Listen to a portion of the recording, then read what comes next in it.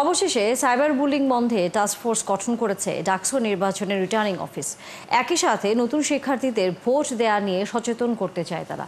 শুক্রবার এসব তথ্য দেন চিফ রিটার্নিং অফিসার। অন্যদিকে গণতান্ত্রিক ছাত্র সংসদ সমর্থিত জিএস প্রার্থী বাকের মজুমদারকে সমর্থন দিয়ে সরে দাঁড়িয়েছেন মাহিন সরকার। আর বিভিন্ন প্যানেলের বিপক্ষে আচরণবিধি লঙ্ঘনের অভিযোগ করেছে ছাত্রদল।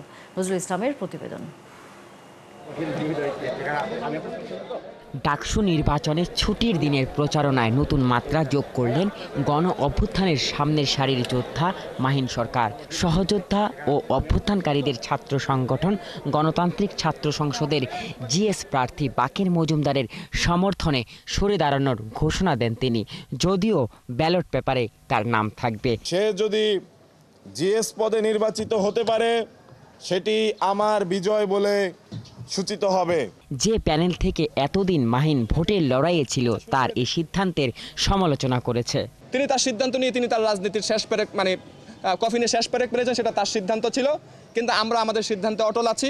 এদিকে প্রচারণায় বিভিন্ন প্যানেলের আচরণ বিধি লঙ্ঘনের অভিযোগ করে ছাত্রদল, আবার সাড়া পাওয়ার দাবি করেছে শিবির। নির্বাচন কমিশনের কাছে গিয়েছি, তাদেরকে বলেছি যে দেখেন আমরা তো আপনাদের আন্ডারে আছি, আমাদের নিরাপত্তা দেওয়ার দায়িত্ব তো এখন আপনাদের।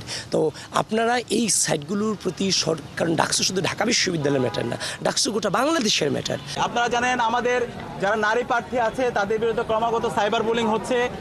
সাবিকুন নাহার তামান্নার ছবি বিকৃত করা হয়েছিল, আমরা লিখিত অভিযোগ দিয়েছি, কিন্তু এখন পর্যন্ত বিশ্ববিদ্যালয়ের প্রশাসন কোনো ধরনের কার্যকর উদ্যোগ গ্রহণ করেনি। সাইবার বুলিং প্রতিরোধে অবশেষে পদক্ষেপ নিতে যাচ্ছে নির্বাচন অফিস। একই সঙ্গে নতুন ভোটারদের সচেতন করতে কর্মসূচি নিয়েছে কমিশন। সাইবার বুলিং নিয়ে অনেকগুলো অভিযোগ আমরা পাচ্ছি, যেগুলো নিয়ে আমরা সরাসরি কোনোভাবে সলভ করা যাচ্ছে না। আমরা অ্যাডমিন যারা আছে তাদেরকে আইডেন্টিফাই, যাদেরকে করা গেছে তাদের বিরুদ্ধে আমরা নোটিশ দিচ্ছি, তাদেরকে ডাকতেছি, ফোন করতেছি, বন্ধ করার চেষ্টা করতেছি। ঢাকা বিশ্ববিদ্যালয় কেন্দ্রীয় ছাত্র সংসদ বা ডাকসুর ৩৮তম নির্বাচন হতে যাচ্ছে এবার, তবে ১৯৯০ সালের পর হচ্ছে দ্বিতীয়বারের মতো। নজরুল ইসলাম, ৭১, ঢাকা।